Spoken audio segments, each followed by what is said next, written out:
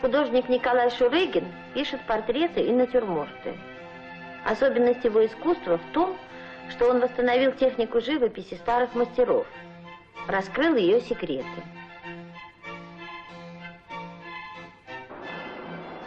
Николай Сергеевич, простите, что отвлекаю вас, но хочется до мельчайших подробностей знать, как вы пишете свои картины. Вот что вы делаете сейчас? Сейчас я наношу рисунок.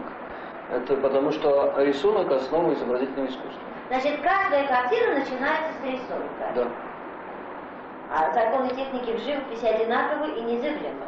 Ну, я тоже так думал, когда учился в студии в Кимрах. Это город Кимры, я там родился. А, это город Сапожников? Да, город Сапожников.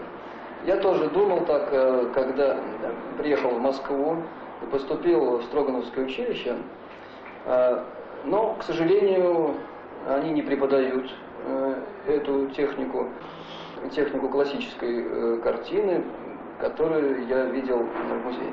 И тогда я пошел в музей копировать. Обращался к многим литературным источникам, трактаты Вазари, Арменине. И вот так по крохам собрал всю технику классической живописи. Значит, получается, что вы восстановили утерянную технику классической живописи? Да. А скажите, вы делитесь вот этим приобретением со своими коллегами? Ну, кто хочет, конечно. А многие хотят? К сожалению, не многие. Затем рисунок обводится тушью. А разве недостаточно карандашного? Нет, потому что первый же слой краски смоет карандаш. В живописи несколько слоев, и каждый сухой слой протирается маслом для того, чтобы свежую краску приплавить к сухому слою. Это в древней русской живописи это называется плавь. Ну а теперь на белый грунт наносится первая краска. Тем самым закладывается колорит будущей картины. Это средний полутон того, что будет самым светлым в композиции. Итальянцы называли этот слой имприматура. В древней иконе он назывался санки. Но итальянцы и фламандцы, они работали в одной технике, но между ними есть различия.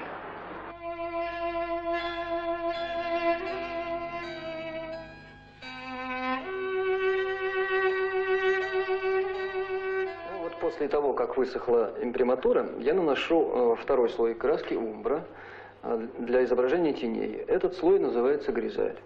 Наносится она в несколько слоев, и каждый должен хорошо просохнуть перед тем, как положить новый. Гризаль закладывает общую тональность картины, перспективу в ней, первый, второй, третий планы, а также подготавливает и тональность каждого предмета. Сколько времени у вас уходит на написание картины? Месяца 2-3. Ведь каждый слой должен высохнуть, прежде чем нанести новую краску, свежую. Вот сейчас гризаль, затем будет подмалевок, и заканчивается двумя слоями завершения. Вот так что у нас времени еще много. К сожалению, сейчас не пользуются техникой старых мастеров, и современная живопись, по сути, это мозаика, только вместо смальты используется масляная краска. Может быть, поэтому и не хотят современные художники работать в этой технике. Уж очень долгий и кропотливый труд.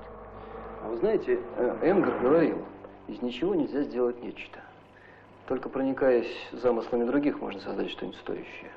Вы часто цитируете Энгера, а как художника вам тоже близко? Нет, мы только думаем одинаково.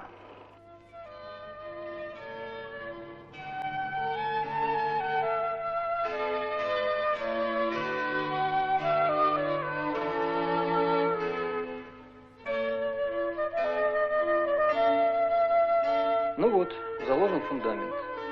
А теперь изображается цвет предмета, повторяя тональность. Все как на подмалевке.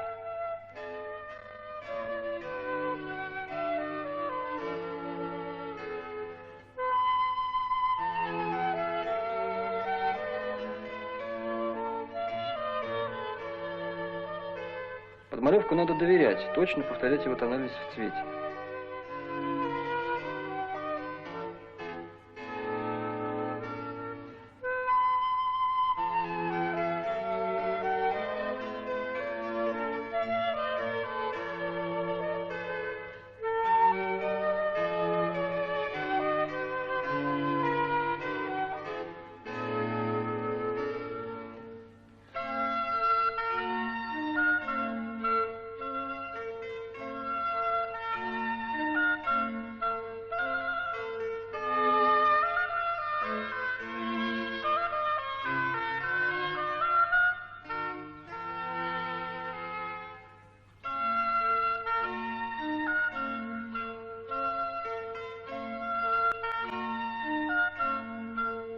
Этим окошечком проверяется тональность цвета, его слияние с коричневой краской Гризайль.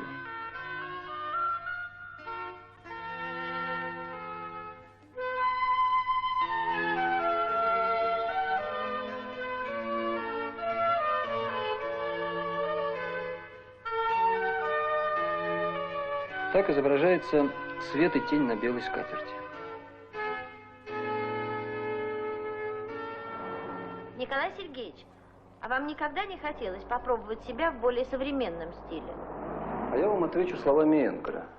Пусть мне больше не говорят. Нужно новое, нужно следовать за своим веком. Все меняется, все изменилось. Разве природа меняется? Разве страсти человеческого сердца изменились со времен Гомера? Нужно следовать за своим веком. Ну а если мой век не прав? Вот так говорил Энгер 200 лет назад. А я с ним согласен.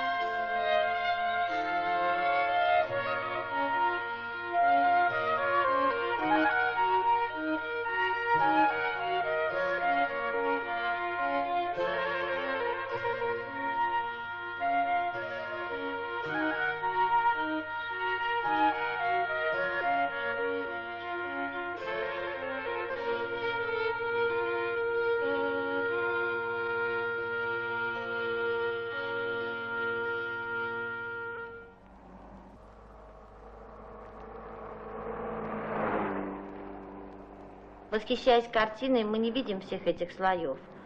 А ведь она оживает именно благодаря им. В этом и есть отличие классической живописи от той, что вы называете мозаикой в красках. Живопись обладает 4 неизменными признаками.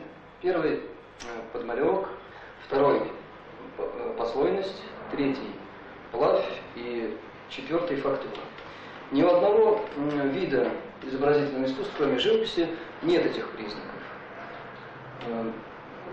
Можно взять мозаику, там нет подмалевка, там только сырая штукатурка. Там нет послойности, тем более плави. Также нет этих признаков ни в акварели, ни в гравюре, которые называют сейчас графика. Сейчас очень много навесили кличек на эти виды и назвали их иначе. Например, мозаику назвали монументально-декоративная живопись, хотя это не живопись, а мозаика. И много других.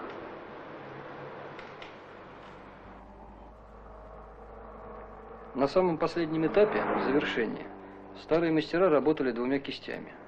Одна кисть шла с опережением, это ретушь, то, что темнее сухой краски. Вторая кисть – это корпус, то, что светлее сухого слоя краски.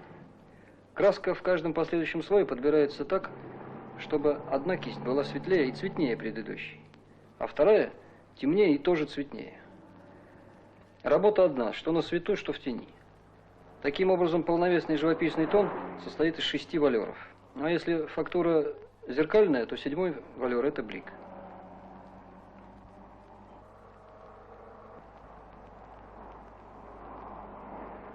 Итак, как говорил Энгер, искусство должно быть прекрасным и учить нас только красоте. Да, живопись – это красота. Картина – это окно в стене. А почему окно в стене? Ну, окно, обрамленное наличником, рама. Но это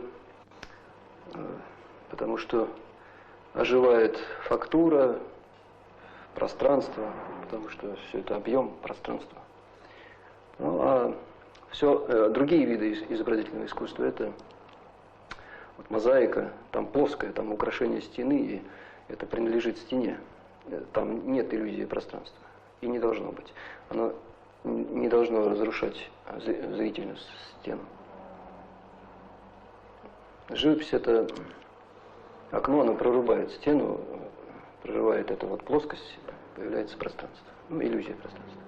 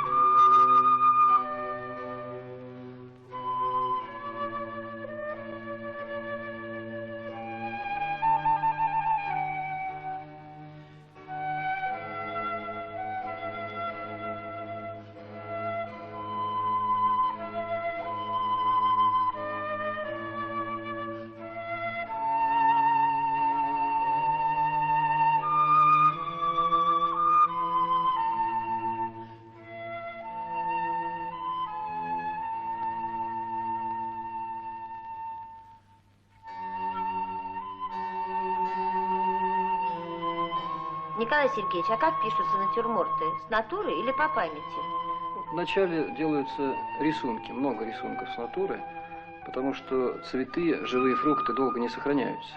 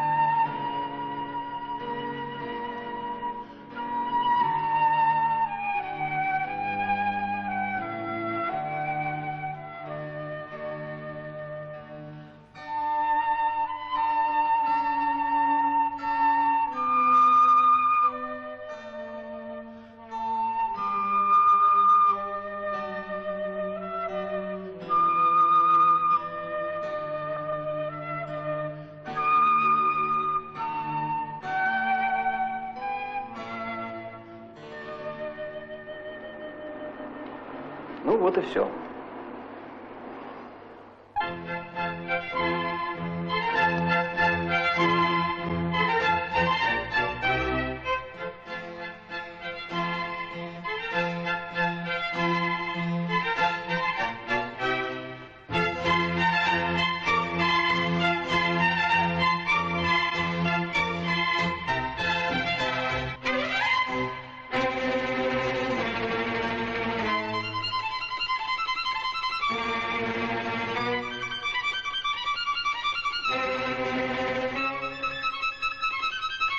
Thank you.